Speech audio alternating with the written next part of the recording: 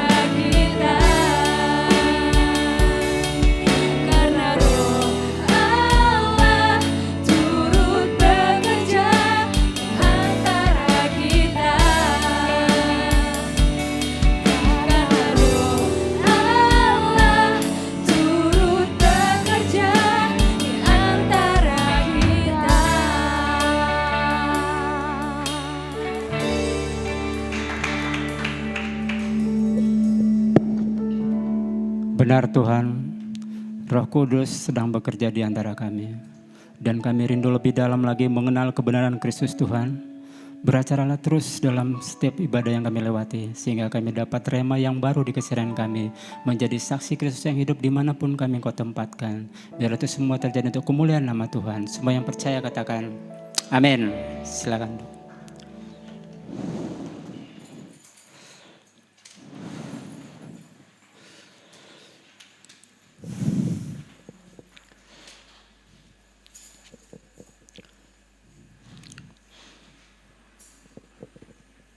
Sudah, yuk kita akan belajar kebenaran firman Tuhan. Kalau tahun 2024 Desember materinya adalah hidup yang berbuah baik dan bernilai kekal. Itu juga ada di WA Bapak Gembala. Silakan kalau yang pingin diminta aja. Terus yang tadi yang kedua adalah apa tadi ya? Khotbah kita. Kepastian di tengah. Iya, yang dibagikan tadi secara ayat cuma 30% itu. 100%-nya ada di WA, silakan dibaca. Khotbah enggak sulit saudara, yang sulit mempersiapkan khotbah. Apalagi dengan kajian teologis yang memang layak untuk mencerdaskan jemaat itu enggak gampang. Ya, perlu hikmat Roh Kudus, tidak sekedar kepintaran karena kita kuliah teologi ya. Itu harus dimengerti setiap khotbah mimbar ibadah gereja. Nah, poin yang ketiga kita akan pelajari hari ini. Sesi yang kedua di tempat ini dengan judul Panggilan Pelayanan Tuhan. Nanti sesi berikutnya judulnya yang di belakang ini saudara. Hidup menabur dan menuai, tahun penuh wayan. Sabar, itu di sesi berikutnya. Jangan kemana-mana, tetaplah di gereja kita ini. Oke, amin? Iya, tapi jangan lupa bawa teman-temannya ya. Ya, ini terlalu luas ini untuk kita bisa nampung lebih dari 3 kali lipat. Amin? Amin. Kalau perlu kita buka dinding kanan kiri sama belakangnya ya. Kok enggak amin? Amin saudara. Ya 2009 itu terakhir kali saya memimpin kelompok sel di orang tua setelah saya pimpin 5 tahun.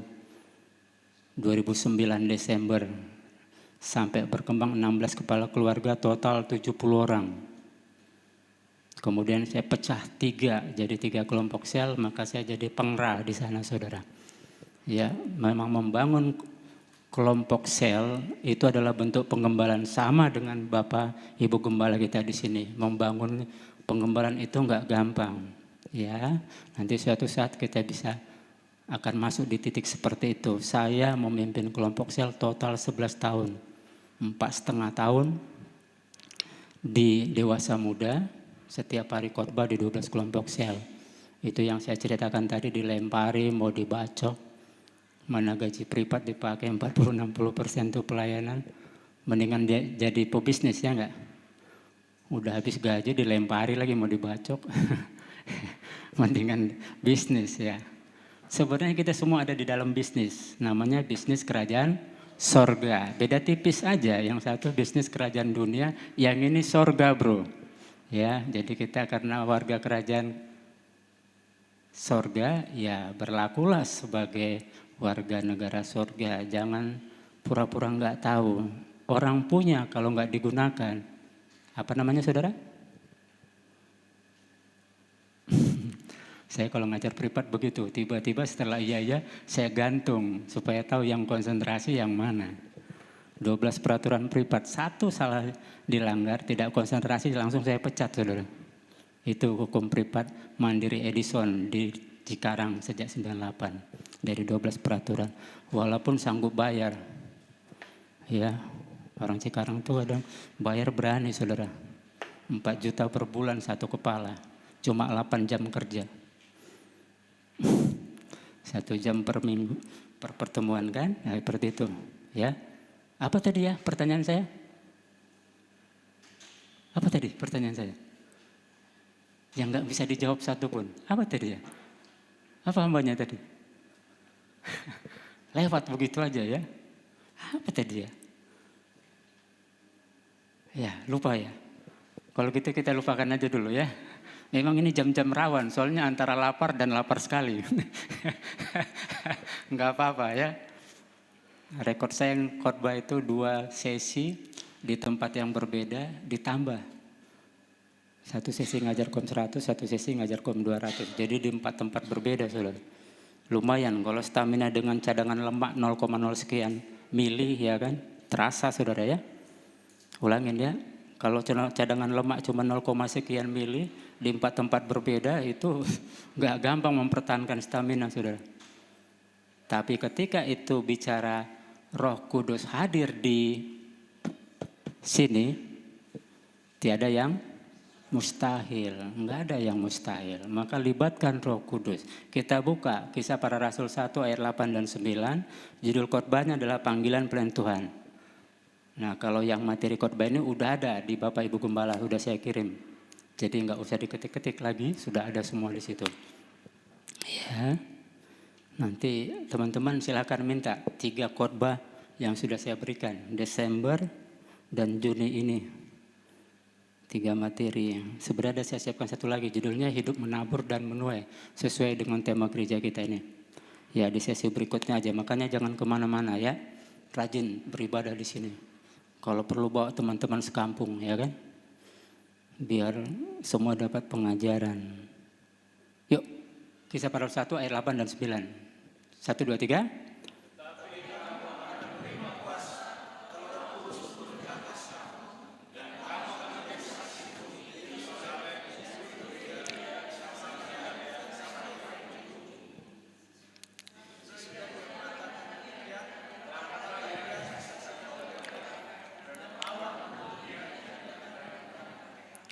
Sesudah ia mengatakan demikian, terangkatlah ia disaksikan oleh mereka dan awan menutupnya dari pandangan mereka. Jadi pesan terakhirnya akan terangkat ke sorga Yesus Kristus Tuhan. Dia bilang apa? Tetapi kamu akan menerima kuasa. Apa tandanya? Kalau Roh Kudus turun ke atas kamu dan kamu akan menjadi saksiku di Yerusalem, di seluruh Yudea dan Samaria sampai ke ujung bumi. Itu pesan terakhir Kristus Tuhan akan terangkat ke surga. Ternyata ada pesan terakhir. Ya. Jadi tolong diingat-ingat pesan terakhir itu. Buat siapa? Ya buat kamu. Kamu siapa?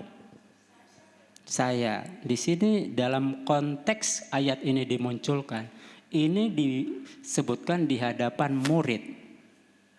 Ya, di hadapan murid. Memang sebagian pengikut, tapi targetnya adalah murid. Beda enggak pengikut dengan murid? Beda. Kalau di Indonesia murid adalah ketemu sesuai jadwal, betul? Iya, selesai jadwal pulang, betul? Iya, itulah murid di Indonesia. Dan zaman now di semua negara begitu. Murid ketemu guru sesuai jadwal. Tapi konteks pada ayat ini dimunculkan, itu ada guru yang namanya Kristus Tuhan. Dan ada murid, para rasul. Pada masa itu, konteks itu, murid dan guru disebut murid dan guru hanya kalau mereka bersama-sama terus. Beda enggak? Beda.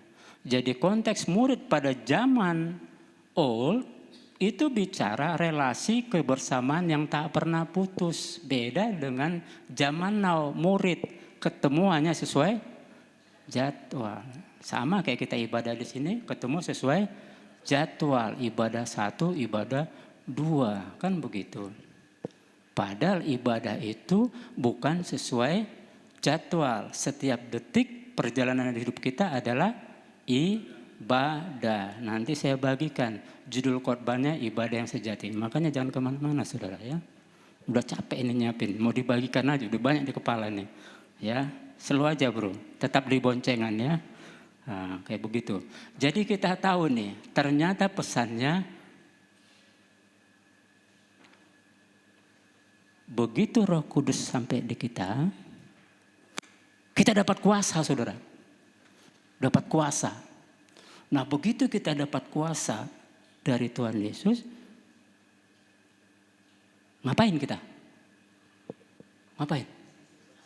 Ya? Jadi saksi. Kok tahu?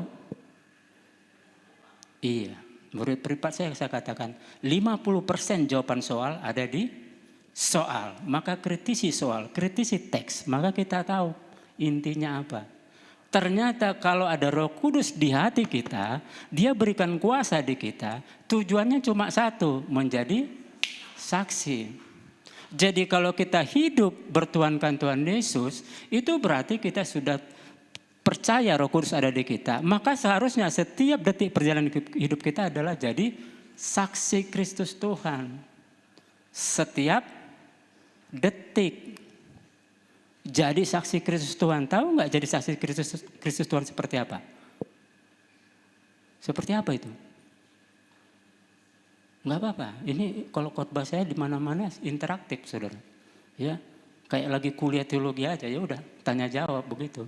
Tiba-tiba nanti saya ada di belakang turun dari situ, udah biasa itu. Makanya saya agak sulit kalau khotbah di belakang mimbar. Mimbar tuh yang mana sih, saudara? Nah, udah puyeng kan, udahlah. Yang pasti di bawah kaki saya ini namanya podium. Podium, udahlah. Biar aja pusing sendiri ya. Ya kayak begitu. Ya, bersaksi akan jadi saksi Kristus. Kamu saksi ya di TKP? Iya. Apa buktinya? Apa buktinya? Kamu saksi di TKP, tempat kejadian perkara. Ya, saya menyaksikan. Saya memang ada di setiap detik pada saat kejadian itu. Layak kamu jadi saksi. Jadi kesimpulannya, Tuhan mau kita menikmati Tuhan dalam keseharian kita. Itulah yang disebut kita jadi saksi Kristus, gitu loh. Ya. Jadi bukan pas di gereja, setelah itu kita udah beda lagi. Enggak, dimanapun kita jadi saksi Kristus. Entah lagi usaha mandiri, entah lagi kerja DPT, entah di dalam rumah, di luar rumah, entah lagi ngobrol-ngobrol tapi bukan gosip, ya kan? Ya kayak gitulah, jadi saksi di situ. Gitu. Ini yang Tuhan mau seperti itu, gitu loh, ya. Tapi kalau kita baca sekaligus, tetapi kamu akan menerima kuasa kalau Roh Kudus turun atas kamu dan kamu akan menjadi, berarti kan itu visi ke depan. Berarti ada suatu beban yang Tuhan mau kita kerjakan. Apa itu? Ya menjadi saksi. Maka ketika kita tahu itu sebenarnya panggilan pelayanan Tuhan. Jadi setiap orang terima Roh Kudus Tuhan, sebenarnya dia sedang menikmati panggilan pelayanan Tuhan. Sadar dong. Tidak satu manusia pun berani mengatakan Yesus Kristus adalah Tuhan dan Juru Selamat. Kalau bukan Roh Kudus menyatakan itu di dalam hatinya. Nah, begitu orang percaya Yesus Kristus adalah Tuhan dan Juru Selamatnya, maka sejak saat itu Roh Kudus sudah bekerja di hatinya. Gitu loh. Pada saat sudah bekerja di hatinya, maka dia punya beban menjadi saksi. Bahasa mudahnya adalah menjadi orang yang menikmati panggilan pelayanan Tuhan. Bukan karena manusia datang untuk dilayani atau melayani. Halo? Apa?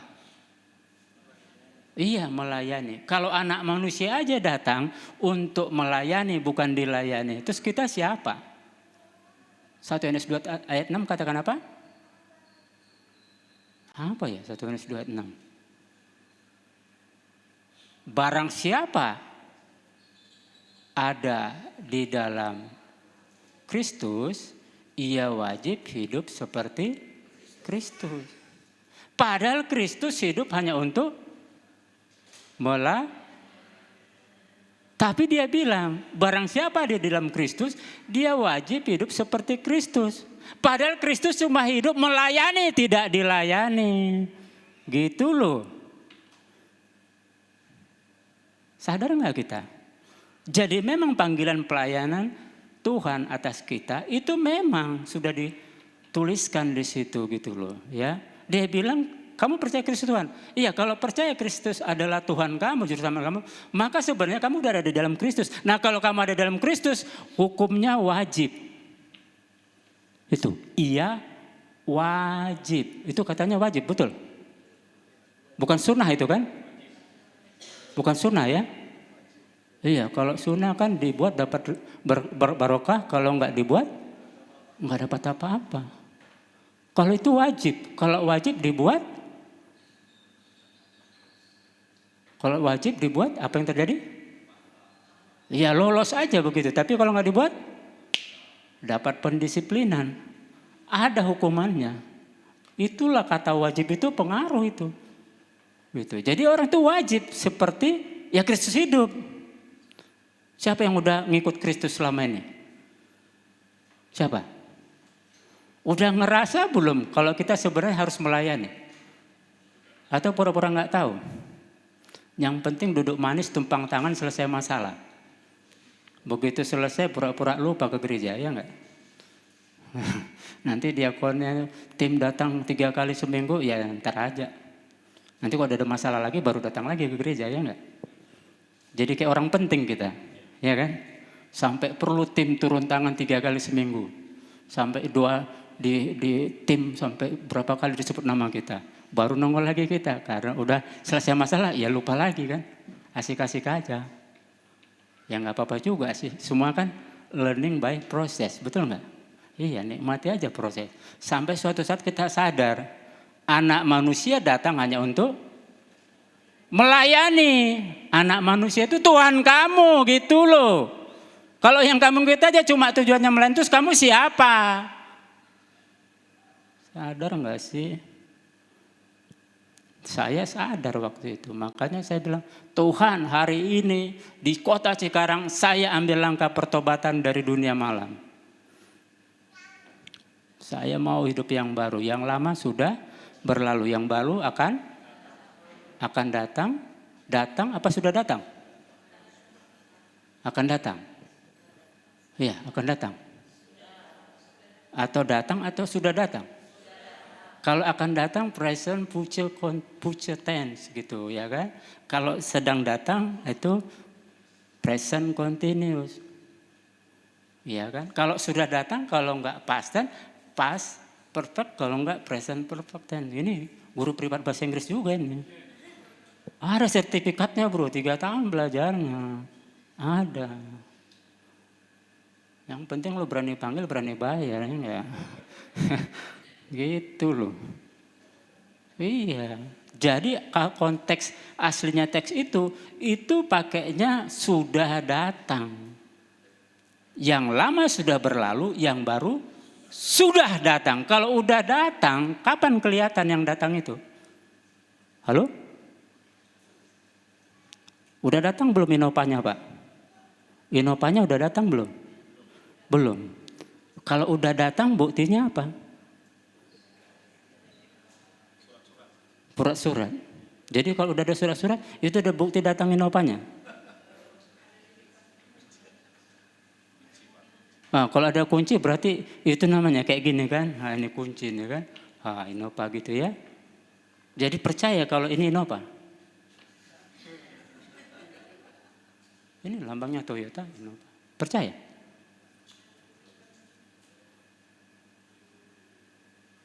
Nangkap gak sih pesannya?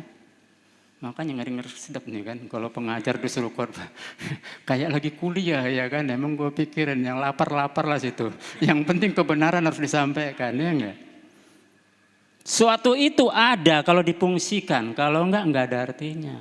Itu yang benar.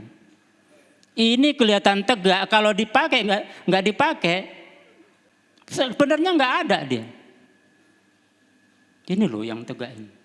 Tapi dia ada dan memang benar ada ketika terlihat fungsinya, difungsikan. Kalau enggak ada. Maka percuma kau punya inopamu itu, kalau kau taruh di parkiranmu itu di rumah, enggak kau bawa ke gereja ini.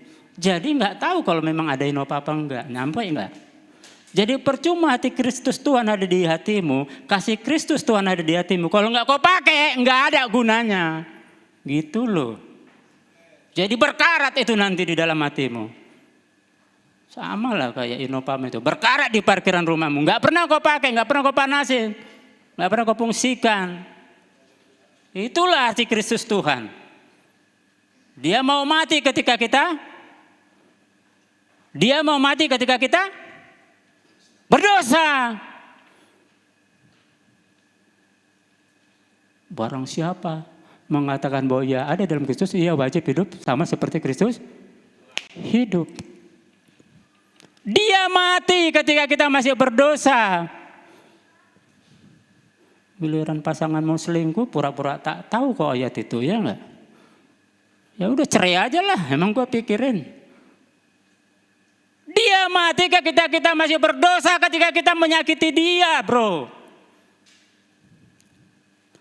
Ketika istrimu, anak-anakmu nyakiti kamu, kok pura-pura nggak tahu ayat itu, ya enggak? Bodoh amat lah, mending gue jalan sendiri, jomblo lagi. Begitu kan? Kita baik ketika orang baik. Ketika orang jahat, ngomongnya gampang, bro. Ngomong gampang. Yang pasti Tuhan kita, dia mati untuk kita. Bukan pas kita baik. Pas kita penuh dosa, dia mau mati untuk kita. Supaya kita kembali jadi baik dan benar. Giliran istri anak kita bermasalah atau suami kita bermasalah, panjangin aja terus. Sampai kiamat enggak beres-beres, ya enggak? Terus aja hakimnya. Iya kan? Makanya di bimbingan pernikahan, saya sebagai konselor dan juga guru bimbingan pernikahan di Pusat Lipo Cikarang, saya katakan, kamu mau nikah sama dia? Iya, karena udah cocok. Mur dan bau cocok enggak? Mur dan bau cocok enggak? Cocok. Ya memang mur pasangannya baut, kunci pasangannya gembok, jajan pasangannya uang. Udahlah nggak usah rumit-rumit. Tapi diamkan tuh mur dan gembok selama 5 tahun, masih cocok? Kenapa enggak? Atau pakai itu mur dan baut selama 5 tahun, masih cocok? Gini-gini teknik kimia UGM gitu loh. Tugas akhir perancangan pabrik kimia, bro. Jadi kalau soal membuat yang begitu tuh, itu udah biasa kita. Antara mur dan baut. Biasa, bro. Kalau nggak dipakai, itu lama-lama dia nggak lancar pasangan dratnya itu. Tapi kalau dipakai pun akan jadi aus. Dratnya hilang, lama-lama jadi loss begitu. Langsung bisa meluncur jatuh aja tiba-tiba. Seolah-olah masuk padahal tidak terkancing. Itulah pasangan yang cocok. Ternyata berjalannya waktu jadi tidak cocok, jalan sendiri-sendiri. Pura-pura nyatu padahal terlepas, bro. Asik-asik sendiri. Ini ngerti gak sih? Kayak begitu, saudara.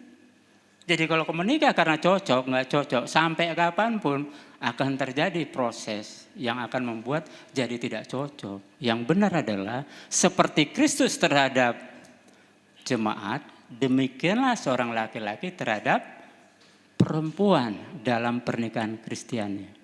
Begitu, saudara. Itu yang benar. Gimana Kristus terhadap jemaat? Dia mati pada saat jemaat masih berdosa. Jelas-jelas nyakiti dia mau mati. Nah lu calon suami mau mati nggak sama istrimu? Kalau nggak berarti nggak cocok kau pernikahan di Kristiani. Cari aja di tempat lain. Ya. Waktu itu berarti ya, kamu gak suka ya keluar. Keluar, jangan ada di kelas saya. Kamu gak layak lulus. Saya bilang begitu. Nanti kalau udah keluar gak suka bilang sama Pak Wi. Saya diusir keluar sama pendeta Edison. Kenapa? Masalah buat lo. Lebih bagus lo cepat tobat daripada nanti udah nikah. Jadi beling satan, pura-pura tak tahu ayat. Ya gak? Seorang bapak, seorang suami harus mau mati dalam dunia pernikahan. Suami harus mau mati demi istri, bapak harus mau mati demi anak, gembala harus mau mati demi domba. Jangan pura-pura nggak tahu ayatnya ya. Adapun itu tidak bernilai kalau tidak Adapun itu kalau tidak dipungsikan. Enggak ada nilainya. Kau tahu kebenaran itu, tapi kau enggak hidupi, enggak ada artinya. Munafik kau pelayanan. Pendeta Edison, apa buktinya? Mau mati demi istri. Lah setahun sebelum menikah seluruh gaji gue udah di tangan istri, bro. Sanggup loh. Mana bapak? Jomblo mana jomblo? Jomblo mana? Ada jomblo sini enggak? Gue berani tajam khotbah begini. Setahun sebelum menikah dia positif bersedia nikah. Seluruh gaji saya ada di tangan dia sampai mati. Masalahnya hari Sabtu kemarin saya ulang tahun pernikahan ke-22. Artinya 23 tahun seluruh gaji di tangan istri.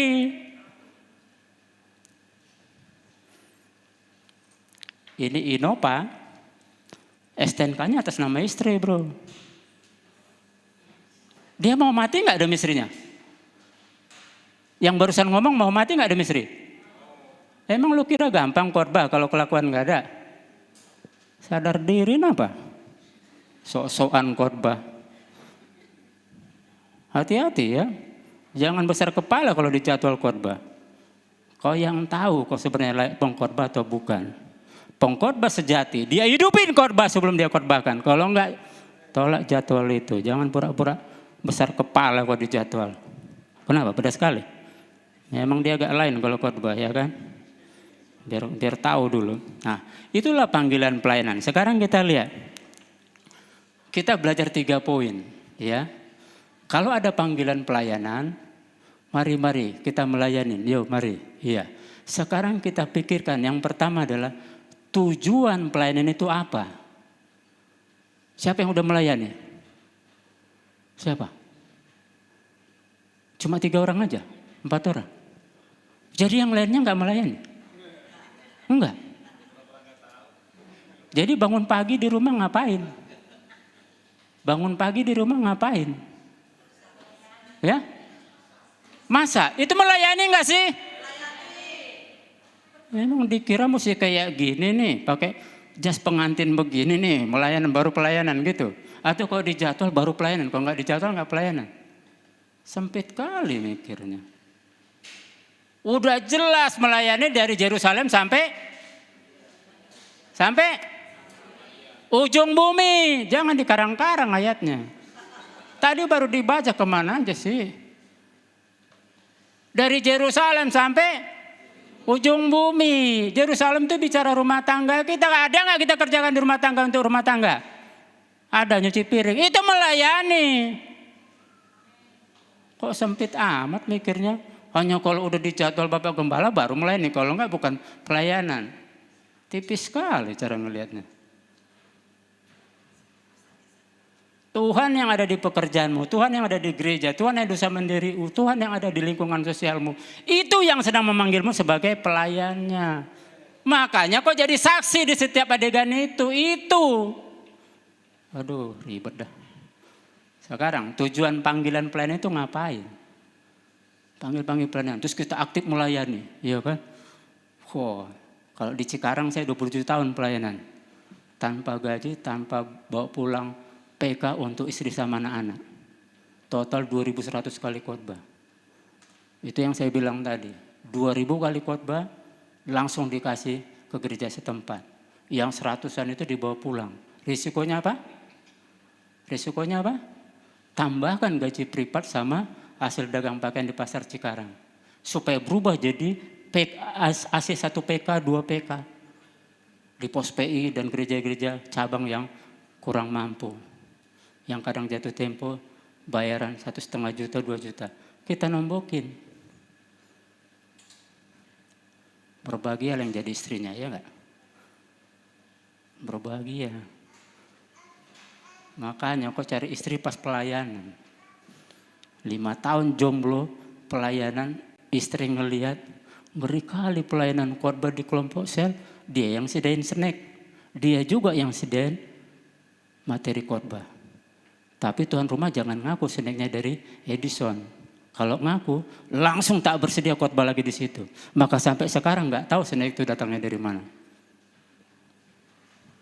Tapi karena tahu calon istri kayak gitu kayak pelayanan, dia ikhlas bro. Nanti kalau jadi menikah, dia jamin nggak dapat apa-apa dari pelayan. Yang ada dompet sobek. Masih mau jadi berkat. Panggilan pelayanan Tuhan mengandung yang pertama, tujuan panggilan pelayanan. Apa tujuan panggilan? Tujuanmu pelayanan ngapain? Menyenangkan hati Tuhan, karena ada lagunya ya enggak?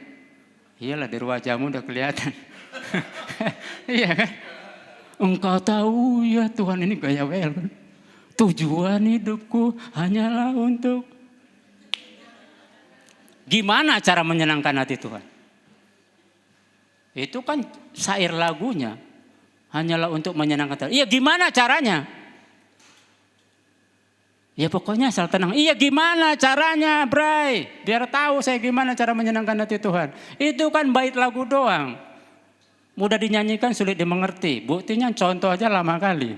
Keburu lapar kita. Ini kelas WL loh. Gak apa-apa.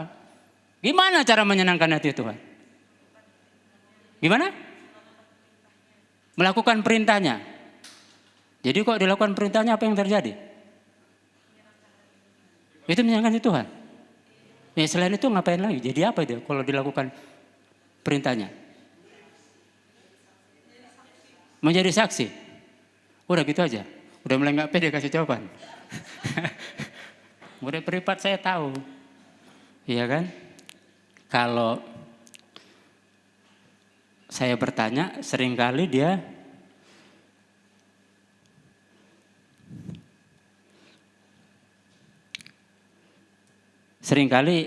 mereka tahu bahwa jawaban-jawaban pertanyaan saya seringkali dijawab salah, nggak dijawab lebih salah lagi, kayak begitu sih. Jadi tegang, habis tegang jadi teganggu kan gitu. Jadi beda tipis. Coba Roma 8 ayat 28 29. Biar tahu kita kalau tujuan pelayanan kita sebenarnya seperti yang katakan tadi, menyenangkan hati Tuhan. Tapi caranya gimana? Wujudnya apa sebenarnya? Yuk kita lihat. 1, 2, 3.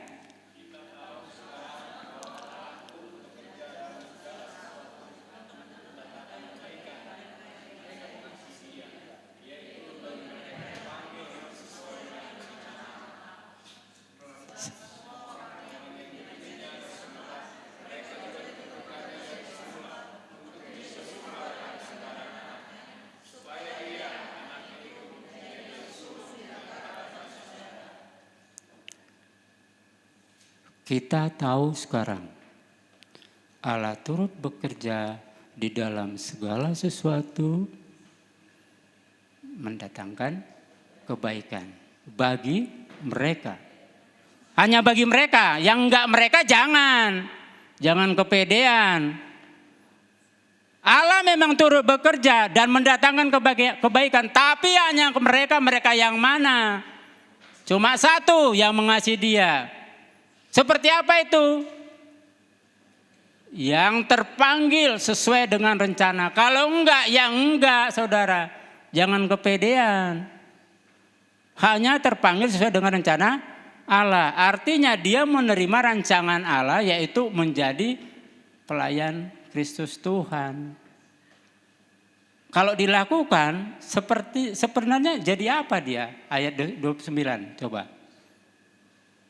Biar tahu saudara, sebab semua orang yang dipilihnya dari semula, mereka juga yang ditentukannya dari semula. Untuk apa? Menjadi serupa dalam Kristus Tuhan. Jadi kalau kau pelayanan enggak menjadi serupa dengan Kristus Tuhan, ada yang salah dalam motivasi melayani itu loh. Jadi tujuan pelayanan kita sebenarnya cuma satu. Menjadi serupa dengan Kristus Tuhan. Makanya dibilang barang siapa ada dalam Kristus, dia wajib hidup seperti Kristus. Supaya apa? Jadi serupa dengan Kristus itu sebenarnya. Jadi kalau serupa dengan Kristus, Kristus mementingkan dirinya enggak? Bahkan dia bilang dia taat sampai mati. Jadi sampai mati dia, ngapain sampai mati? Ya? Iya, kenapa dia melayani? Kenapa? Iya, kenapa itu? Kenapa? Iya, kenapa itu? Tuh puyeng kan?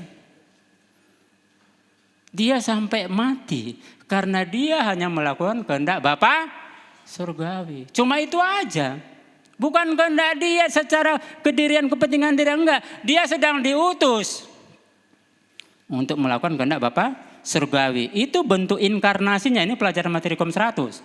Nanti ketemu saya gurunya, biar tahu. Oh ternyata Kristus Tuhan itu belajar taat sampai mati atas kehendak Bapa surgawi. Nah kita udah sampai mati belum pelayanan demi kehendak Bapa surgawi? Kalau dia mati di kayu salib, memang itu visinya, mati di kayu salib. Kalau kita mati atas kepentingan diri, hidup atas kepentingan Bapa surgawi.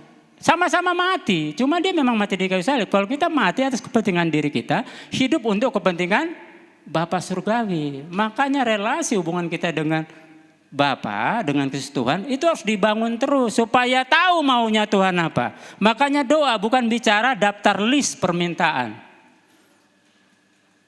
Ini materi Kom 100. Ini udah ada yang lulus Kom 100 belum? Udah. Tapi kok wajahnya ditanya agak-agak bingung. Kalau udah lulus betul, doa itu apa sih? Apa doa itu? Ya? Apa doa itu? Kan pede lah, kan udah lulus. Ada sertifikatnya kan? Oh, iya, sah kan? Iya, apa itu? Doa itu apa? Doa napas kehidupan. Jadi gitu napas hidup nggak ada, udah nggak doa lagi gitu. Atau pas bernapas hidup itu otomatis sudah doa gitu. Gimana sih? Doa membangun hubungan Allah. Jadi kalau nggak membangun bukan doa gitu. Komunikasi dengan Tuhan. Jadi kalau sedang berkomunikasi nggak doa itu. Gimana sih? Ya doa adalah permintaan, semoga dijawab. Setelah dijawab dikabulkan gitu kan. Karena ada doa dijawab tapi tidak dikabulkan. Bilang tunggu atau tidak setuju kan gitu. Yang penting dijawab. Cuman jawabannya tidak setuju, tunggu atau langsung dikabulkan kan gitu. Semuanya doa dijawab. Masalahnya doa kita niat adalah supaya dikabulkan. Itu aja bedanya kan. Iya.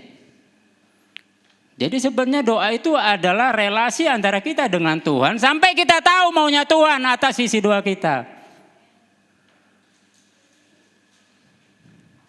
Bukan supaya Tuhan tahu isi hati kita dan melakukannya. Bukan itu target utama doa itu.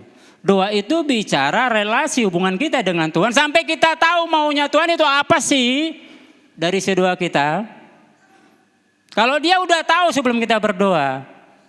Tapi kan kita kadang lupa. Yang penting Tuhan tahu ya sudahlah. Tinggal nunggu dikabulkan apa tidak. Padahal udah dijawab Tuhan. Pada saat kita doa itu kan. Apa maunya Tuhan apa. Tapi kita nggak mau tahu, nggak mau merespon, nggak mau melakukan kehendak dia. Begitu saudara. Nah jadi di sini kita tahu nih ya. Tuhan merancangkan kita menjadi serupa dengan Tuhan. Secara karakter Kristus Tuhan, itulah panggilan pelayanan itu. Jadi cek selama pelayanan saya semakin berubah enggak? Edison yang lama udah mati, yang baru sudah datang. Kayak gitu enggak sih? Apa itu? Menjadi serupa dengan Kristus Tuhan. Ciri khasnya apa? Hidup melayani. Ciri khas hidup melayani apa? Hidup jadi berkat, menjangkau jiwa hanya untuk bawa untuk kemuliaan Tuhan. Cuma itu aja, sederhana kok. Ya, itu tujuan panggilan pelayanan. Apa tadi tujuan panggilan pelayanan? Memang menyenangkan hati Tuhan. Caranya gimana? Iya, menjadi serupa dengan Kristus. Anak manusia aja tujuannya cuma melayani, bukan dilayani. Jadi kalau kau berjemaat di sini nggak dilayani gembala, lupa departemen diakoni melayani kau, membuat senyuman, ya kan, apalagi itu nasi box dan segala macam. Ya jangan baper. Kenapa? Karena kita mengikut Tuhan hanya untuk melayani. Cuman bedanya kan yang satu sudah ambil bagian pelayanan, yang lain belum. Ya kan? Kenapa? Ya pengen jadi jemaat aja dulu dah. Nanti kalau udah beres masalah baru nih. Kalau ditunjuk gembala baru ikut melayani. Kalau enggak ya enggak. Kan gitu. Tiba-tiba udah lewat 20 tahun jadi jemaat. Ya enggak? Saya cuma butuh 5 bulan saja. 2 puasa baru tinggalkan Katolik masuk ke GBI Rayon 8 Lipo Cikarang di usia 28 tahun. Begitu gabung di GBI Lipo Cikarang waktu itu masih ruko-ruko. Ya kayak gini lah, nggak tiba-tiba gede begitu. 5 bulan saya jadi jemaat di situ, 2 Agustus 98, 2 Januari 99 udah jadi ketua kelompok sel dewasa muda gitu loh. Hanya 5 bulan aja. Duduk manis di belakang, ya di situ deh. Pas ibadah ya kan. Langsung inisiatif ambil bagian, saya mau jadi ketua kelompok sel. Sambil kelas Alkitab di Cewek Senen Jakarta. Jadi naik angkot, naik bus dari Cikarang ke Senen Jakarta untuk belajar kelas Alkitab sambil ketua kelompok sel. Supaya nggak asal-asal memimpin kelompok sel ngajarin. Jadi nggak usah kaget kalau kita masuk di 16 tahun pelayanan jadi pendeta. Karena dia mulai dari bawah. Maksud saya adalah, yuk sadari talenta saya apa, karunia saya apa. Talenta suatu yang kita miliki, yang dikasih Tuhan pada waktu kita lahir untuk mengeksplorasi kemampuan kita menjadi bentuk berkat kepada orang lain. Itu talenta. Mau mengakui Tuhan, Kristus sebagai Tuhan dan Juru Selamat atau tidak, enggak ada urusan. Talenta diberikan ke semua orang itu. Ya, ini materi Kom 100. Tapi kalau karunia itu hanya diberikan kepada pengikut Kristus Tuhan untuk memperlengkapi diri dalam pelayanan sesuai karunia masing-masing. Ya, kalau karunia diakonia, kalau dia pengajar, gembala dan seterusnya atau DP3 dan lain-lain. Begitu Saudara. Ya. Makanya sering-sering tahu diri, kenali diri tanpa dibilang orang, kamu cocoknya di air, kamu cocok. Enggak perlu kita tunggu poin dia. Kenali diri, tawarkan diri. Kenapa orang sulit menawarkan diri dalam panggilan pelayanan? Karena dia belum mengenali dirinya. Saya cocoknya di mana? Karunia saya apa? Talenta saya apa? Enggak sadar-sadar, tiba-tiba udah 40 tahun umurnya. Makanya jadi jemaat aja terus, ya kan? Enggak tahu kapan mau panggilan pelayanan. Padahal talenta itu gede di dalam dirinya. Iya enggak? Siapa nyangka kalau Edison begini, ternyata dia punya talenta sebagai orang teknik kimia UGM, juga teologi STB Petamburan dan Tanjung Deren. Dia juga guru privat, matematika, fisika, kimia, bahasa Inggris. Dia juga pendeta, dia juga guru BP2N, konselor BPN. Siapa yang nyangka? Dan juga dia pengusaha, jualan pakaian bersama istri, pasar Cikarang dari 2010. Kalau saya nggak eksplorasi talenta dan karunia yang diberikan Tuhan, nggak tahu isinya apa, bro. Tapi ketika kita eksplorasi semua itu bentuk pertanggungjawaban kepada yang punya akan diberikan, kepada yang nggak punya,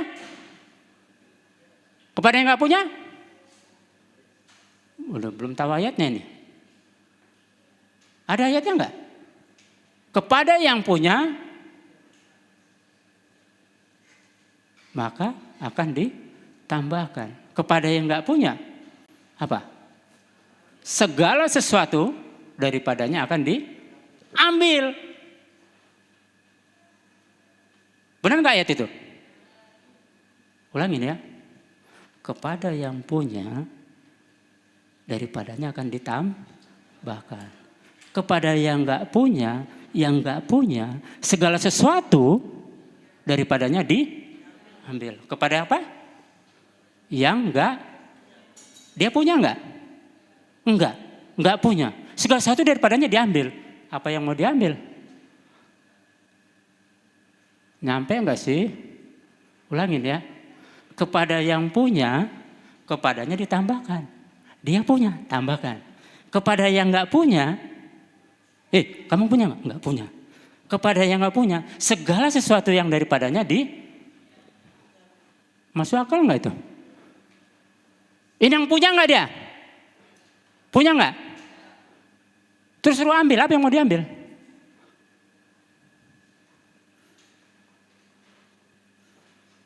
Tapi memang begitu ayatnya. Kepada yang enggak punya, segala sesuatu daripadanya diambil. Kayaknya salah ayat itu ya. Salah ya, ampanya ya. Udah jelas nggak punya, kok diambil segala sesuatu daripada. Aneh itu ayat. Kayaknya ada sesuatu yang salah itu atau agak lain. Makanya loh. Ya. Konteksnya pada saat itu bicara tentang bukan keberadaan. Sebenarnya sama-sama ada pada saat itu. Yang satu difungsikan, maka dikatakan kepada yang punya akan ditambahkan. Itulah maksudnya setiap perkara kecil, perkara besar ditambah. Karena difungsikan yang ada itu. Ini ada tapi nggak difungsikan. Itulah pakai kata kepada yang tidak punya akan diambil dari padanya. Tidak difungsikan. Jadi ngapain juga dikasih sama dia jadi berkarat di gudang. Betul nggak Mang? Kau punya banyak tapi berkarat di gudang. Nggak kau pakai-pakai. Disemutin sama semut kan habis lama-lama. Mending kan kau kasih aja sama orang lain. Kalau nggak mau kau pakai. Ya nggak? Ya makanya barang yang di gudang itu udah kasih aja Mang. Daripada digigit semut karena habis kan. Udah bagi-bagikan biar dipungsikan orang lain. Ya begitu kira-kira. Itulah hidup menjadi berkat. Sampai situ ya. Oke jadi kita udah tahu nih. Ternyata tujuan panggilan pelayanan hanya untuk menjadi serupa dengan Kristus. Sudah yang pertama. Yang kedua ya hakikat pelayanan.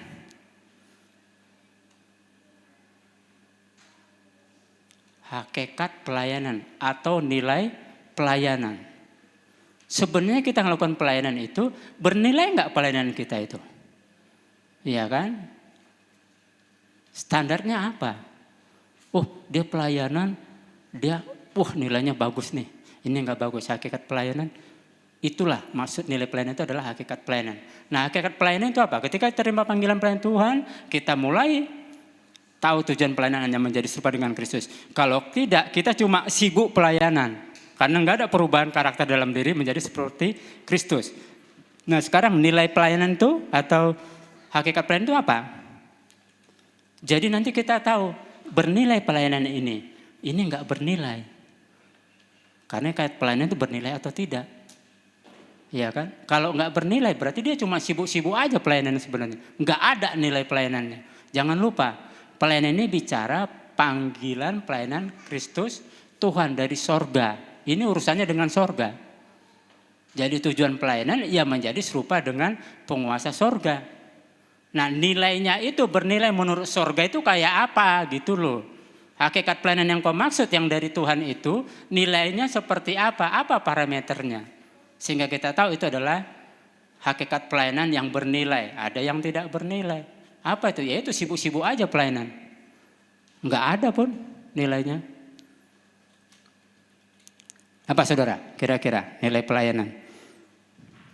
Yohanes 17 ayat 4.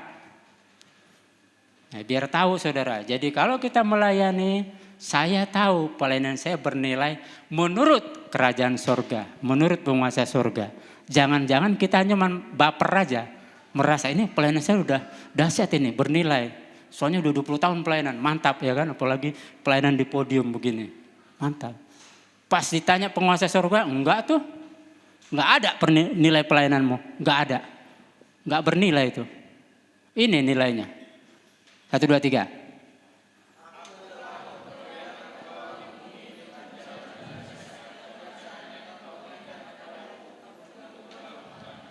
Ini diperkatakan siapa?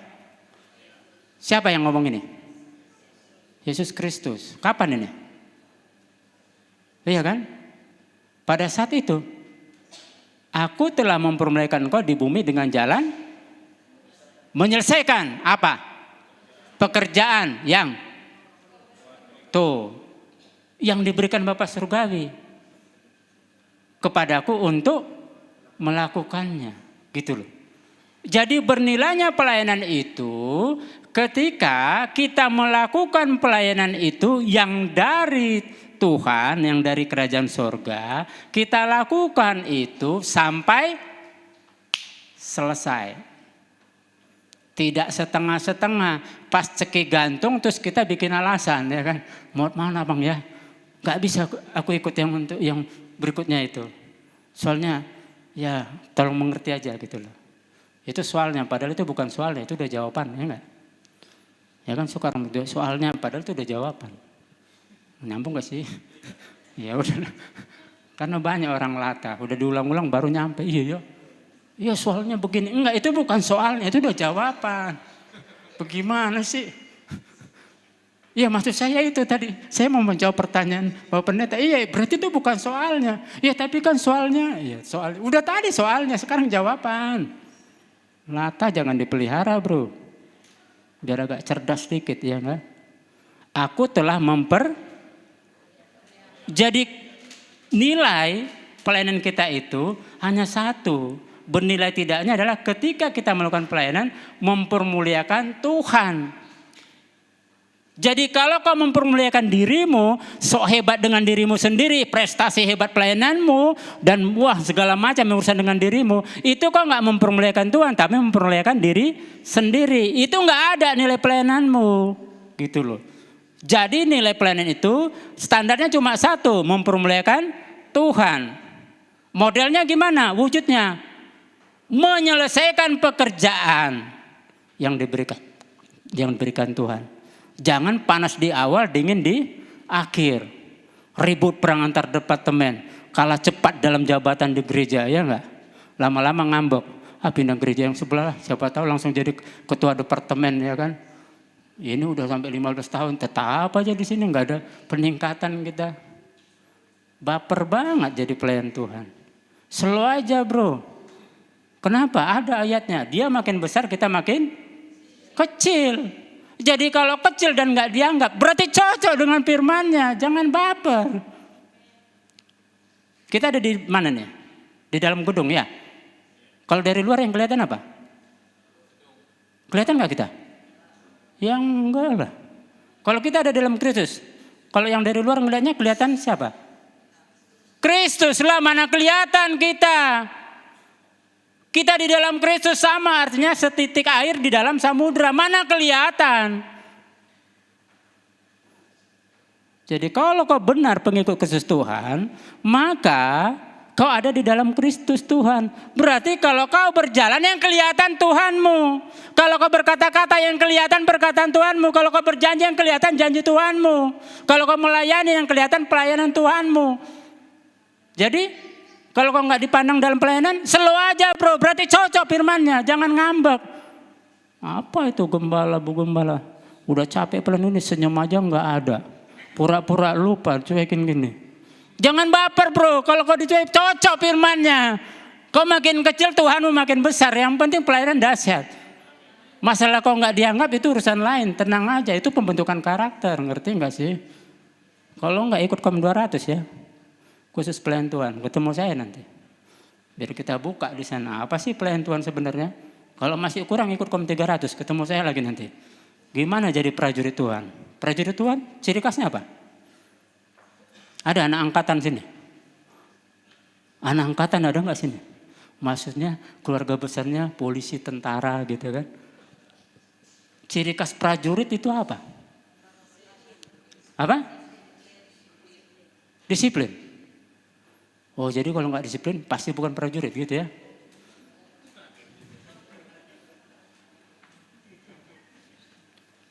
Kenapa sih kok dibalikin langsung diem kamu jawab? Nggak apa-apa, ini kan diskusi terbuka nih, tenang aja. Ciri khas prajurit cuma satu. Ini kayaknya bukan anak angkatan. Sama, saya juga bukan anak angkatan. Iya kan, tapi saya tahu. Kenapa? Kenapa? Karena zaman now gitu loh. Apa sih yang gak bisa kita cek dari ilmu sekarang? Tinggal ketik tahu kok. Cuman bedanya kan itu gak kepentingan kita kan. Tunggu ditanya di gereja baru kelabakan kan gitu. Ciri khas prajurit cuma satu, taat komando. Udah itu aja. Siapa aja ngaku dia prajurit Tuhan, maka dia harus taat komando Tuhan. Komando Tuhan itu apa? Firman Tuhan. Gitu loh. Siapa aja prajurit Tuhan, pelayan Tuhan. Ciri khasnya dia taat firman Tuhan. Udah. Dia gak berbantah-bantah, firman bilang apa kerjakan. Sampai di situ. Jadi dari sekarang kita tahu ya. Aku telah mempermuliakan engkau. Jadi nilai pelayanan kita adalah mempermuliakan Tuhan. Kalau panjang pun perjalanan pelayanan kita, kalau gak mempermuliakan Tuhan, sebenarnya gak ada nilai pelayanan kita itu. Gitu loh. Gak ada. Nah caranya supaya mempermuliakan Tuhan itu juga ada di situ. Selesaikan panggilan pekerjaan Tuhan yang diberikan kepada kita masing-masing. Nanti kalau dia bilang naik level, kepada yang punya ditambahkan lagi, ya itu naik level, itu serah-serah suka-sukanya Tuhan, ya enggak? Sesuai lagu sekolah minggu, suka-sukamu. Ya iyalah, sekarang kroco dulu cuma bisa ngatur kursi, kumpulin sampah, nyapu. Itulah Edison Mei 98 bro. Enggak sekonyong-konyong kodar, tiba-tiba pendeta. Enak banget loh, atur kursi dulu aja, enggak layak penerima tamu. Shalom. Belum layak, kok cuman layak ngatur kursi, lurus-lurusin, ambil sampah, lampai. Pel itu, udah itu aja, ngatur tisu semua. Itu doang kerjanya. Belum layak kayak begini khotbah. Itu kan setelah 16 tahun kemudian baru jadi pendeta. Lalu siapa? Pengikut Tuhan, hamba Tuhan harus mau diproses. Supaya jadi prajurit yang tangguh di dalam ladang Tuhan. Begitu saudara. Makanya dibilang kepada yang punya ditambahkan. Artinya fungsikan semua yang ada pada kita ya. Maka dia akan tambahkan terus. Dan kita akan lebih lagi. Yang terakhir, nah udah yang terakhir ini, udah enak saudara. Ya kan? Pegang kuncinya masing-masing kan. Terus mau pulang kan. Matius 7 ayat 21 sampai 23. Ini poin terakhir. Panggilan pelayanan Tuhan mengajari kita hari ini tujuan pelayanan apa? Hanya untuk menjadi seperti Kristus Tuhan. Itulah menyenangkan hati Tuhan. Yang kedua nilai pelayanan adalah memuliakan Tuhan. Kalau memuliakan diri itu tidak ada nilai pelayanan. Cuman kesibukan aja dalam pelayanan. Yang ketiga. Yuk baca 1, 2, 3.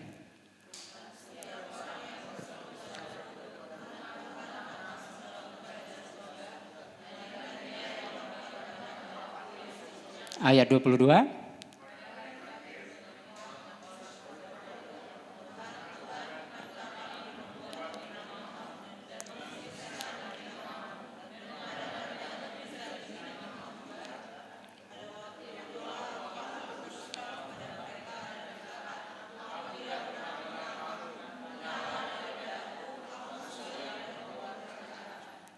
Dia bernubuat, dia menyembuhkan, dia mengusir setan.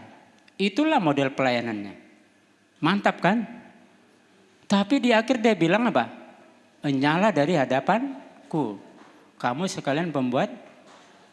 Jadi bukan karunia yang membuat kita benar tidaknya di hadapan Tuhan. Tapi karakter kita benar atau tidak. Karakter kita benar atau tidak itu bicara buah roh. Ada berapa buah roh? Iya kan? Semua gereja kalau ditanya ada berapa buah roh? 9.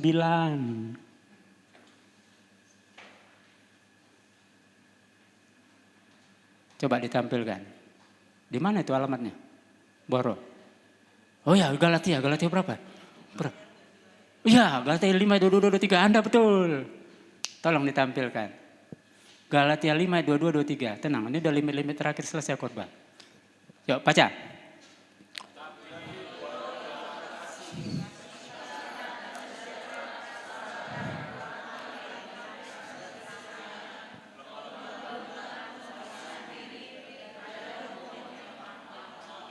Balikin yang ayat 22-nya tadi. Tetapi. Coba ulangin. Tetapi.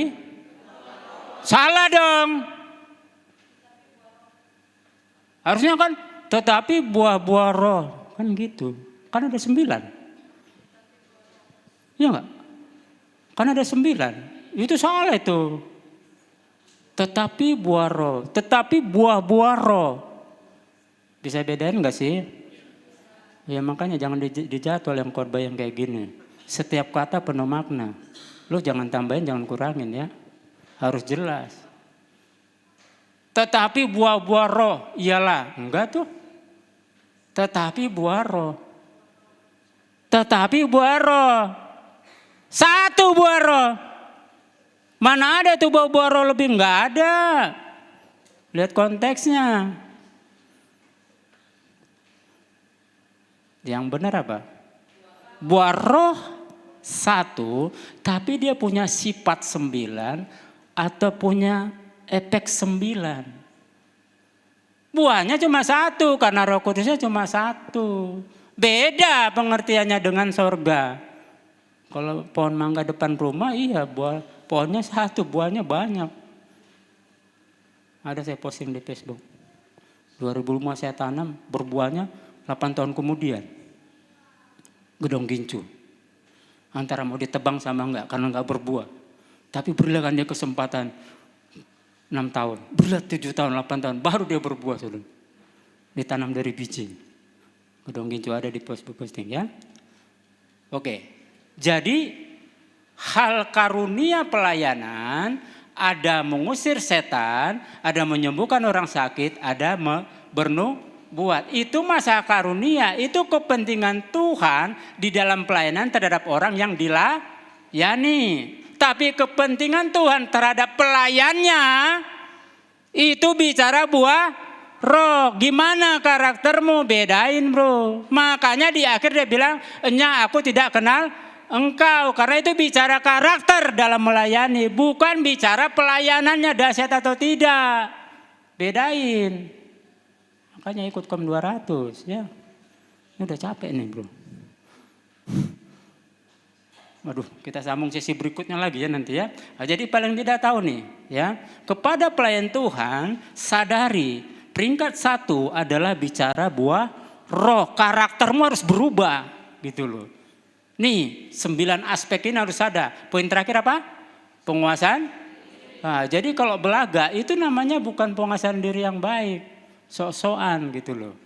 Tapi kepentingan pelayanan itu bicara karunia pelayanan. Itulah karunia Roh Kudus. Itu urusan Tuhan dengan yang dilayani. Jadi kalau dia sembuh karena kau lakukan, itu memang Tuhan mau.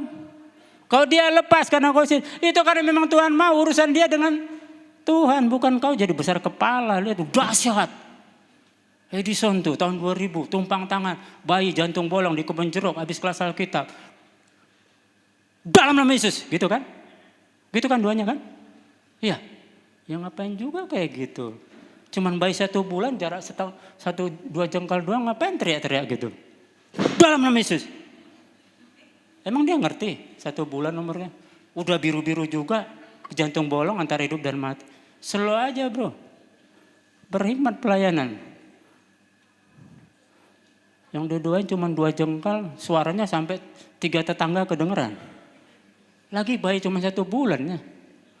Itu pun udah biru-biru. Jantung bolong berarti darah bersama darah kotor bercampur. Bentar lagi meninggal dia. Karena maknya nggak ada sama bapaknya uang 50 juta. Jatuh tempo bayar dulu baru dioperasi. Panggil tim kita, saya ketua kelas Alkitab waktu itu. Guru kelas bilang, yuk pelayanan. Kata guru Panjaitan, guru kelas saya, Ida Panjaitan. Sekarang Gembala GB Metamorfosa di Raden Saleh Jakarta. Saya udah khotbah juga di sana. Begitu saudara, ada nama Facebooknya Ida SP Panjaitan. Gitu. Karena tahun 2000 berarti udah 3 tahun pelayanan saudara. Ya enggak? Berarti kan udah dahsyat kan karena setiap hari khotbah di 12 kelompok sel. Dahsyat kan? Udah berani pelan-pelan. Jadi begitu bayi ada langsung dalam nama Yesus. Dalam Yesus gitu. Ya. Jangan sok tahu. Sehebat apapun pelayananmu, sepanjang apapun pelayananmu, jangan sok tahu ya. Urusan pelayanan adik kodrati itu urusan Roh Kudus dengan orang yang didoain. Jangan sok tahu. Saya langsung, Tuhan Yesus, Roh Kudus, ini ada bayi jantung bolong depannya. Kata guru kelas, lu doain. Saya harus bagaimana dulu Roh Kudus? Dalam hati ngomong begitu. Memang Tuhan Yesus di Karya Medika Cibitung, orang mau operasi ginjal dicopot, saya udah pelayanan di sana, tumpang tangan sembuh. Itu kan urusan Tuhan dengan dia. Sekarang ini bayi jantung bolong, ini lain lagi Tuhan, ini gimana baiknya?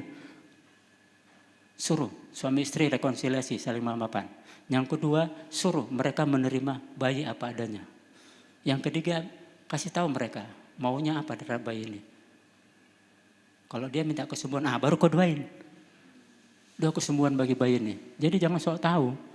Walaupun sebulan 2 bulan yang lalu, kau tumpang tangan ginjal udah mau harus operasi, sembuh di rumah sakit Medika Cibitung. Di rumah sakit ini doa saudara. Kalau nggak sembuh besok mau diangkat ginjalnya. Di Gombong Cikarang, di kos-kosan. Besok harus sudah operasi kanker payudara. Tapi biayanya mahal, ini gimana? 2 tahun, sembuh saudara. Tapi saya nggak merasa sok tahu gara-gara kayak gitu. Dalam Roh Kudus ada kuasa mukjizat. Jadi sok tahu karena udah hebat kan. Langsung aja dia, jangan sok tahu. Itu urusan Roh Kudus, tanya dia apa yang harus dibuat step by step. Saya kerjakan tuh semua. Baru terakhir, dalam nama Yesus bayi ini disembuhkan. Enggak perlu, dalam Yesus, nggak usah gitu. Cuman 2 jengkal aja jaraknya tuh bayi. Yang kaget dia begitu. Jangan lebay ya, berhikmat, makanya kau banyak belajar. Caranya gimana? Rajin ke gereja. Ini banyak ini pengajaran di sini. Jangan malas ya. Ini udah menyala ini khotbah ini. Enggak tahu nih, kalau ke badan kurus kering gini melawan AC2 enggak gampang. Ya. Begitu. Akhirnya begitu amin, biru-birunya jadi normal kayak gini warnanya saudara. Iya kan? Mantap. Oh girang kalau dia senang gitu. Langsung lari dia kamarnya. Keluar-keluar, di bawahnya amplop, segini tebalnya. Amplop. Apa isinya itu ya? Apa itu isinya? Langsung, makasih Amang, udah sembuh bayiku. Operasi butuh 50 juta, enggak ada uang kami. Seginilah uang terima kasih buat Amang, sembuh. Gitu ya.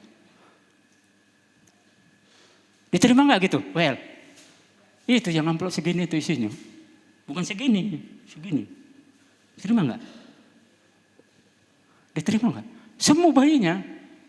Saking senangnya mamanya lari dia ke kamar. Keluar udah ada amplop putih gitu. Agak lebar lah, lebih lebar dari yang amplop PK. Tapi segini tebalnya. Kira-kira diambil enggak tuh?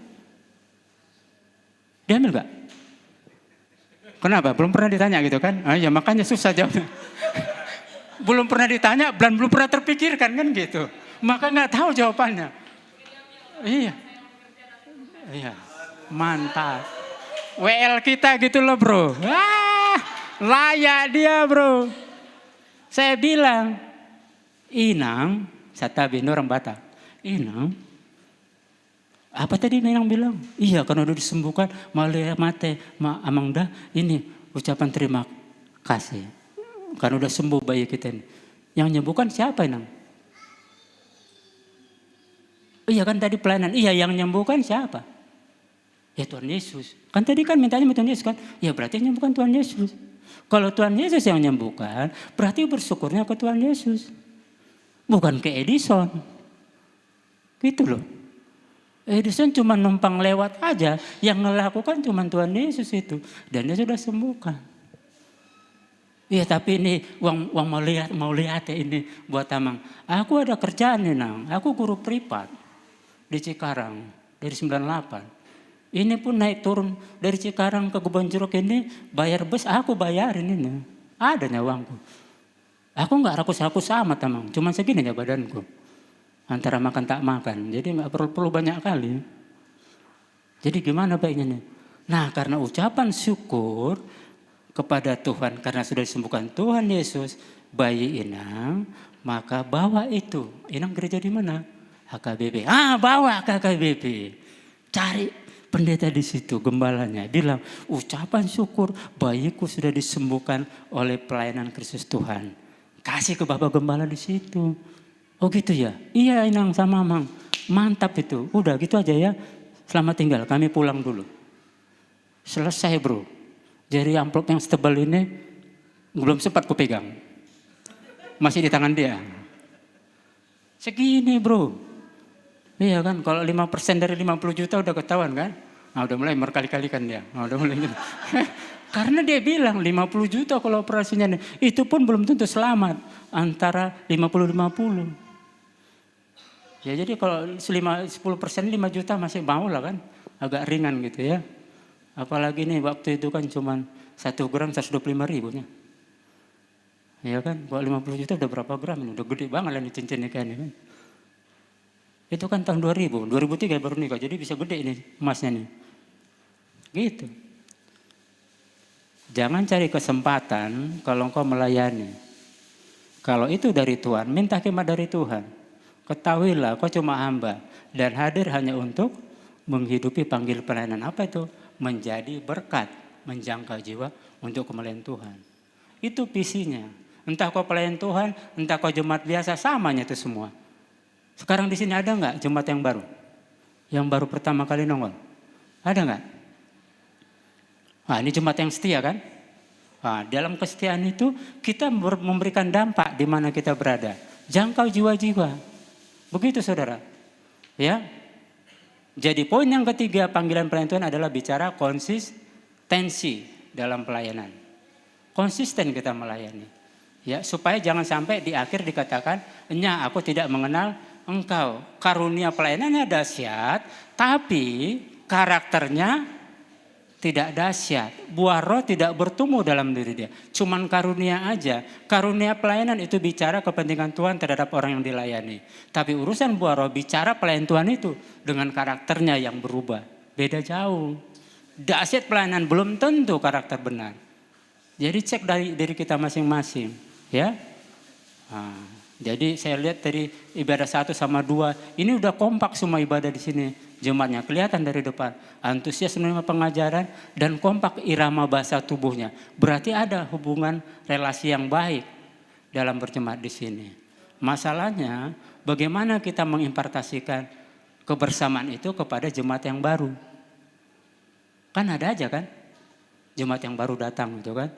Dia merasa nggak kompak sendiri, yang lainnya jemaatnya pada kompak semua. Karena kita selama ini yang bersama. Giliran ada orang baru, dia merasa asing, gitu loh. Karena dia nggak kompak sendiri. Nah, tugas kita nih dari para jemaat atau pelayan Tuhan yang bidang diakonnya, yuk support anggota baru. Ini namanya konsistensi pelayanan, berdampak. Terutama orang-orang baru, ya. Setelah say hello dalam jemaat-jemaat yang baru begini, kunjungin ke rumahnya. Bayangin kalau baru pertama hadir, tiba-tiba besok tim diakonnya datang ke rumahnya kan. Shalom gitu loh. Tambah semangat gak dia? Iya kan, apalagi dia pas jomblo. Wah, langsunglah dia curhat kan. Aku jomblo udah 5 tahun. Ternyata gereja ini memotivasi aku gitu loh. Untuk tidak ini, tenggelam dalam kejombloan. Tapi asik dalam aktivitas melayani. Kan mantap. Iya kan? Itulah yang saya lakukan, membangun kelompok sel di dewasa muda 4,5 tahun dan di orang tua 6,5 tahun. Setiap yang hadir baru saya kunjungin saudara. Minimal saya pakai martabak telur datangnya. Tahu kan martabak telur berapa kan? 2 telur aja udah ketahuan harganya kan? Apalagi naik turun angkot itu, nggak ada motornya. Naik turun angkot terus ujungnya naik ojek waktu itu. Tapi nggak apa-apa demi jiwa ya kan. Kita harus berani korban. Korban waktu, korban tenaga sama ya dompetmu itulah. Sobek kan dikit, kenapa rupanya. Timbang baru satu martabak aja 2 telur. Naik turun angkot sama ojek terus merasa pusing kali kau. Padahal Tuhanmu sampai disalibkan demi kau sampai ke surga. Tahu dirilah. Kenapa? Terlalu keras campurannya. Iya sangat, kalau bisa penggembala jangan dijadwal lagi dia. Iya jangan dijadwal lagi dia sekali setahun minimal 10 kali biar bengkelepar kami semua. Iya kan, malapak semua. Supaya nggak patang sobi lah merasa hebat sendiri ya kan. Sampai di situ iramanya adalah setiap pengikut Kristus Tuhan kita menerima panggilan pelayanan Tuhan. Dan sadari tujuan pelayanan cuma satu, apa? Menjadi seperti Kristus Tuhan. Hidupi seperti Kristus Tuhan melakukan panggilan pelayanan taat sampai mati. Kalau kita taat sampai mati atas kepentingan diri kita, hidup untuk kepentingan surga. Dan yakinkan pelayanan itu adalah bernilai di mata Tuhan. Ya, bernilai di mata Tuhan. Yaitu apa nilainya? Memuliakan Tuhan. Caranya gimana? Selesaikan panggilan pelayanan itu. Jangan suka bikin alasan. Karena begitu kau setia perkara kecil, yang besar ditambahkan. Ini hari mungkin aja kau jemaat biasa. Tapi 16 tahun kemudian udah khotbah dia kayak gini. Siapa yang tahu? Nah, konsisten melayani. Proses nggak gampang, kadang menyakitkan dan bikin pusing di kepala. Ya juga di dompet. Tapi tenang aja, tetap bertahan bro. Biar aja badanmu segitu-segitu aja ya kan. 48 kilo aja terus. Udah 20 tahun di Cikarang tetap aja 48 kilo. Biarlah yang penting istri sama anak-anakmu gemuk-gemuk ya kan. Mantap ya kan. Saya paling kecil di rumah 48 kilo. Ya. Istri sama anak saya di atas 50 semua. Jadi nampak dia nggak mementingkan dirinya ya nggak. Bukan cuma jemaat dilayani, istri sama anak-anak. Makanya bangun pelayanan mulai dari dalam rumah. Bikin senang istrimu dan anak-anakmu. Baru kau mantap gaya khotbahmu di sini. Makanya jangan malas bekerja. Sibuk kali pelayanan tapi kerja malas. Maka nggak jelas pembawaan ke rumah. Berapa lembar, 2 lembar ya kan. Tiba-tiba semua jatuh tempo ya nggak. Ya dari mukamu udah kelihatan, udah banyak jatuh tempo. Makanya jangan malas kok. Kerjaan apa? Sibuk kali bicara corona, politik, ekonomi, dan krisis moneter. Udah kerja aja, depan mata kerjain. Apa kek? Biar jelas gitu loh, nggak jadi batu sandungan. Hebat khotbah, hebat pelayanan, tapi istri sama anak makan hati. Makan hati tanda petik ya, bukan hati remplo. Kalau hati remplo enak tuh makannya. Sudahlah sampai situ aja ya. Jangan kemana-mana. Ini masih 3 seri yang pertama. Ya, tetaplah berjemaat di sini. Kita akan bagikan lagi. Ya, semoga Desember kita ketemu. Ya, kecuali ada hal-hal yang mendesak ya kan. Yang penting saya siap melayani. Ya, dikepalin terlalu banyak. Mumpung masih 55 tahun namanya ya. Masih muda kan? Saya 55 masih muda lah. Ya Bang ya, samanya kita kan. Cuman beda-beda tipis, ini putihnya sedikit itu. Memang kok udah 55, kumis belang ya namanya ya. Bukan cuman rambut belang, kumis pun udah belang-belang ini. Makanya dibuat agak tipis biar nggak kelihatan banget belang-belangnya. Yuk mari kita bersatu berdoa. Terima kasih Bapak buat hari ini kami boleh belajar kebenaran firman-Mu. Bagaimana kami mengerti setiap pengikut Kristus Tuhan adalah orang yang menerima panggilan pelayanan Tuhan. Dan kami tahu tujuan pelayanan kami hanyalah untuk menyenangkan hati Tuhan dengan menjadi seperti Kristus Tuhan saat melayani hidup di dunia ini. Dan kami tahu bernilainya pelayanan kami ketika kami muliakan Tuhan. Dan kami tahu kami konsisten melakukan pelayanan dan menyelesaikan apa yang jadi karunia pelayanan kami masing-masing hingga akhir hidup kami. Biar itu semua terjadi bagi setiap kami yang hadir pada saat ini demi kemuliaan Tuhan. Semua yang telah menerima katakan amin. Mari kita persiapkan persembahan kita saudara. Kita akan menabur bagi rumah Tuhan dan mendengarkan pengumuman 1 minggu ke depan yang akan ditampilkan oleh tim multimedia.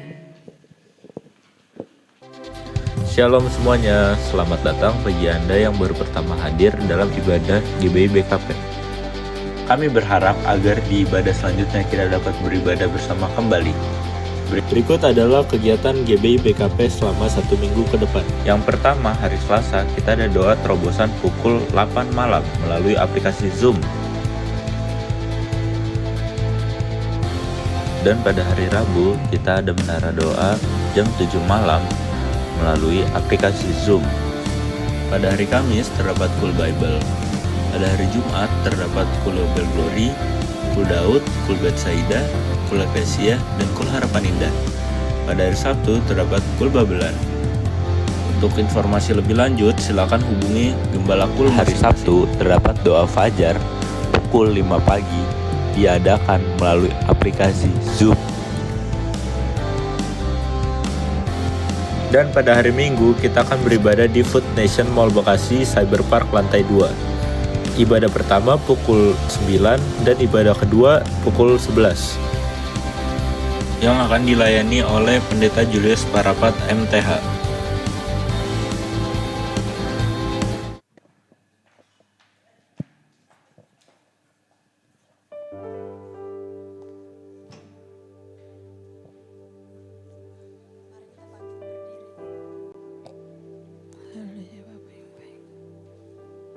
Mari kita bersatu dalam doa.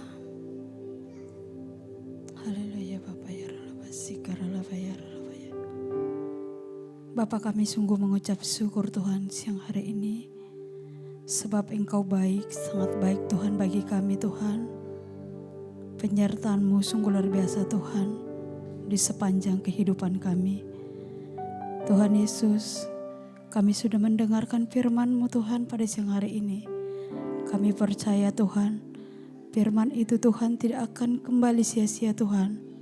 Tetapi kami percaya firman itu Tuhan akan tumbuh, berakar dan berbuah Tuhan dalam kehidupan kami.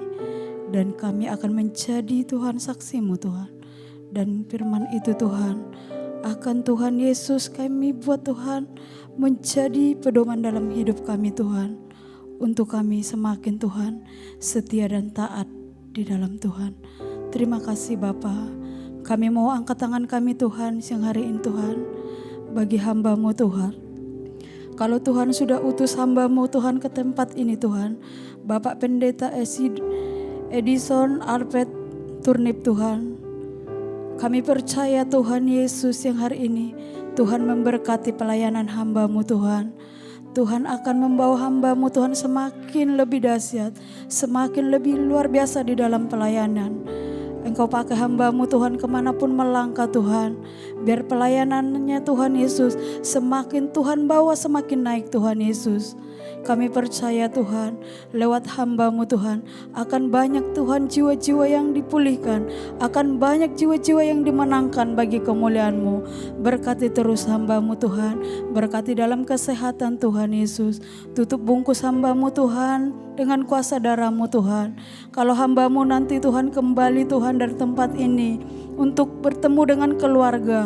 Biar pernyataan Tuhan, perlindungan Tuhan sempurna bagi hamba-Mu Tuhan. Engkau tibakan dia selamat tanpa kurang suatu apapun Tuhan. Kami percaya Tuhan, berkat damai sejahtera Tuhan limpahkan bagi hamba-Mu. Terima kasih Bapa, terima kasih Tuhan Yesus.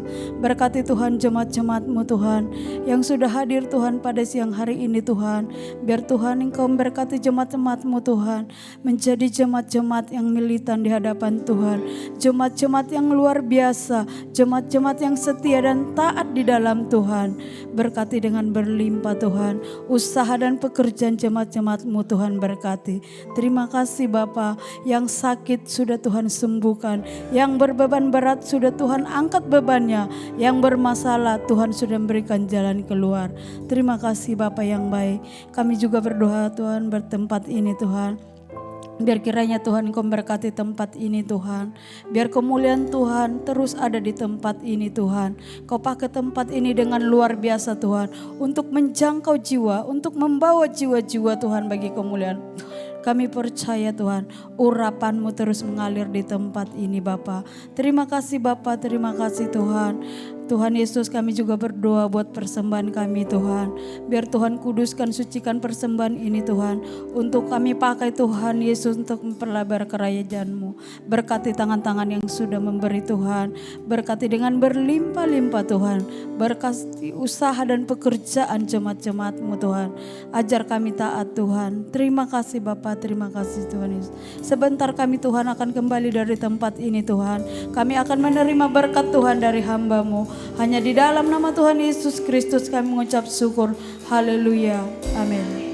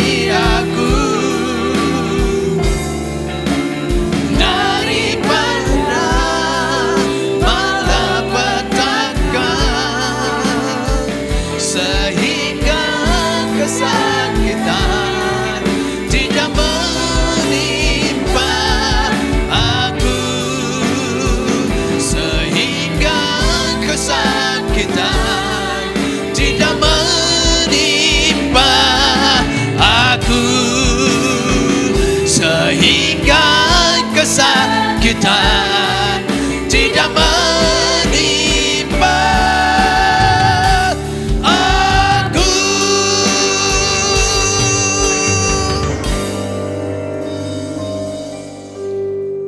Saudara kekasih Kristus, pulang terimalah berkat, kasih dan anugerah yang berlimpah-limpah dari Allah Bapa di dalam sorga, di dalam Anak yang tunggal Tuhan kita Yesus Kristus, persekutuan yang manis dengan Roh Kudus menyertai saudara mulai dari siang hari ini sampai Maranatha. Yesus Kristus datang kali kedua menjemput kita nerawan dan memerintah bersama dengan Dia hidup kekal selama-lamanya. Setiap kita yang telah diberkati dan menjadi berkat, mari sama-sama katakan amin.